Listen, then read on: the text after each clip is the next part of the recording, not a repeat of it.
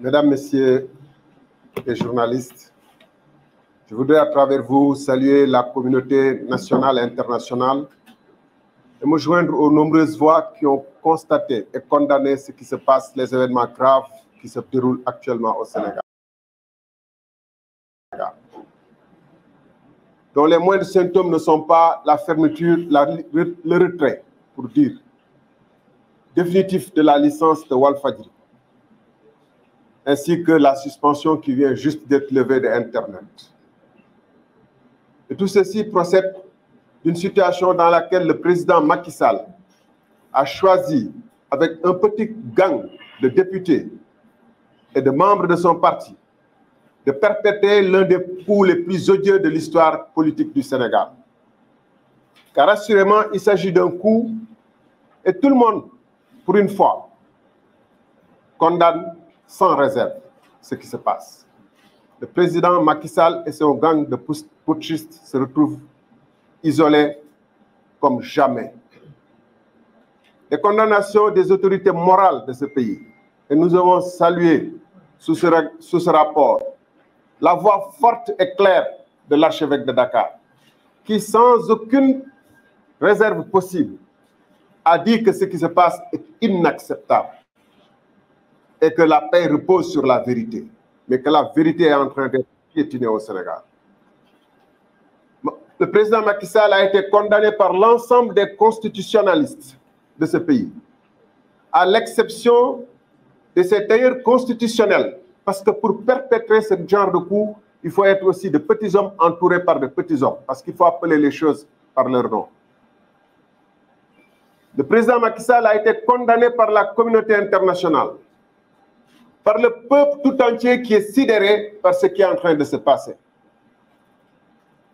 Parce qu'à plusieurs et maintes reprises, il a dit de manière non équivoque qu'il quitterait ses fonctions le 2 avril.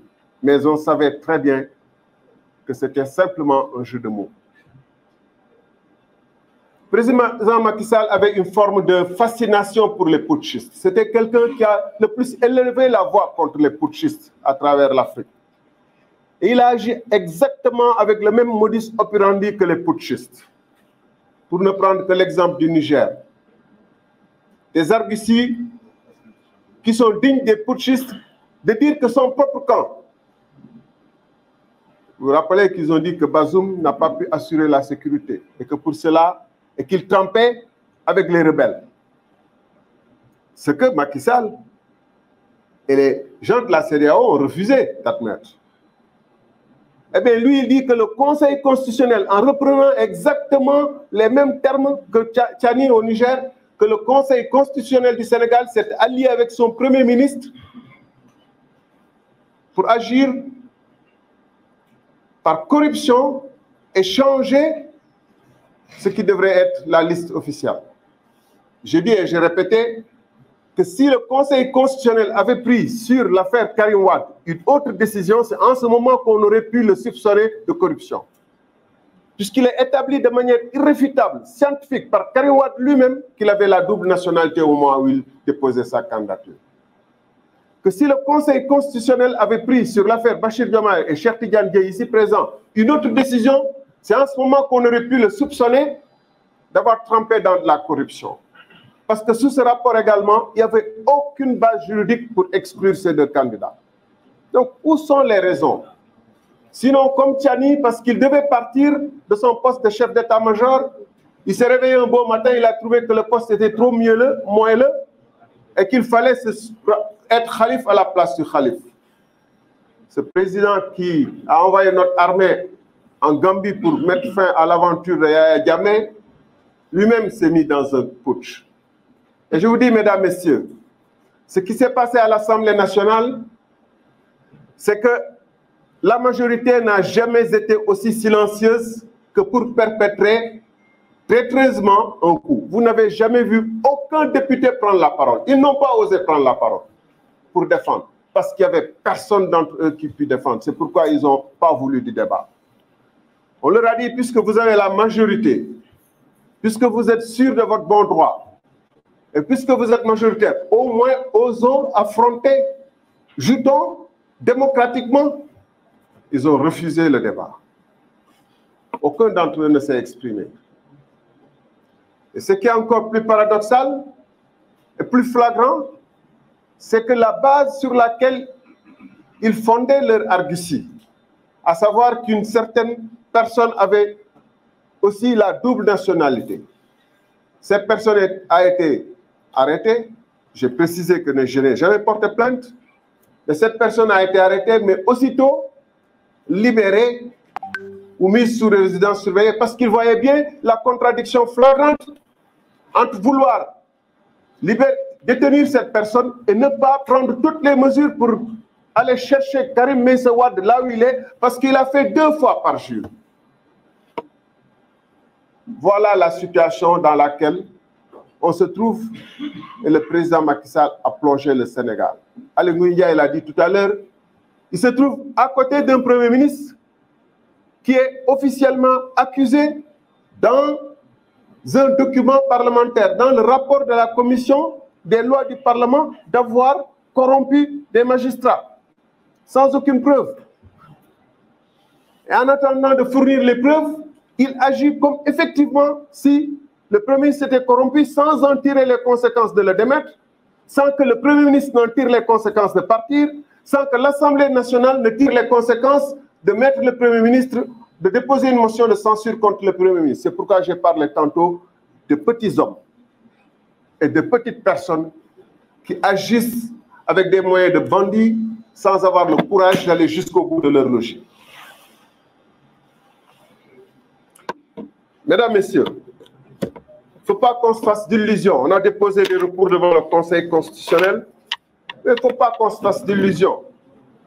Quelle que soit la décision du Conseil constitutionnel, qui n'a jamais brillé par son courage, M. Macky Sall a déjà la parade. Il dira que ce Conseil est corrompu et que je ne tiendrai pas compte de ses avis. Parce que dans la logique des putschistes, c'est désormais la fuite en avant qui lui reste comme seule issue. La fuite en avant. Être dans l'escalade permanente, comme ceux-là même qui voulaient déloger par la force, qui sont dans l'éternelle fuite en avant, les vrais putschistes qui au moins, eux, ont le courage de risquer leur vie, de prendre les armes et d'aller affronter leurs frères d'armes ou leurs ennemis momentanés et de risquer leur vie. Lui, il fait risquer la vie et la liberté des Sénégalais. La vie et la liberté des jeunes Sénégalais qui manifestent, qui quand ils manifestent, sont mis dans les cachots pour simplement défendre leurs droits constitutionnels. Désormais, c'est la fuite en avant qui reste au président Macky Sall. Et je ne pense pas qu'il faille l'appeler d'ailleurs président Macky Sall, parce que dès l'instant où l'acte de coup d'État est constaté, on ne peut plus attendre le 2 avril pour dire que c'est un putschiste. Et en tant que tel, on doit le traiter comme un putschiste. Et lui qui aimait tant les honneurs et les lauriers de la communauté internationale, se voit condamné. Parce que, in fine, c'est ça la trajectoire qu'il mérite. Tôt ou tard, disait Malraux, la vie finit par faire de nous ce pourquoi nous sommes faits. Il était fait pour être un dictateur, pour se retrouver avec ses frères d'armes du PDS d'hier, d'alors. Et c'est pourquoi ils sont en train de préparer le coup d'après, de nous dire que le Conseil constitutionnel doit être dissous pour que le Conseil constitutionnel ne puisse plus se prononcer sur nos recours et le reste. Avec leurs nouveaux alliés. C'est pourquoi d'ailleurs il faut toujours étudier avec qui on fait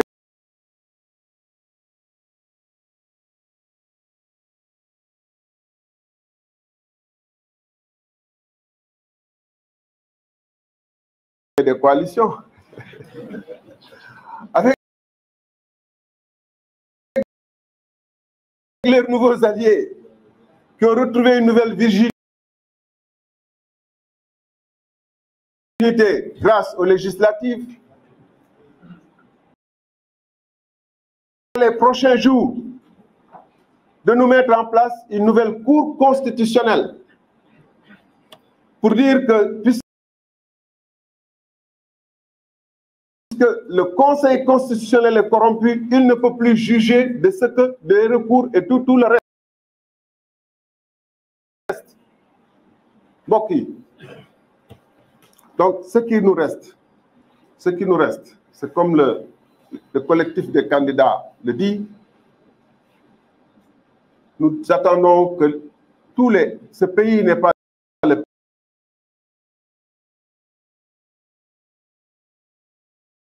pays de quelques candidats. Ce pays, s'il y a des ordres de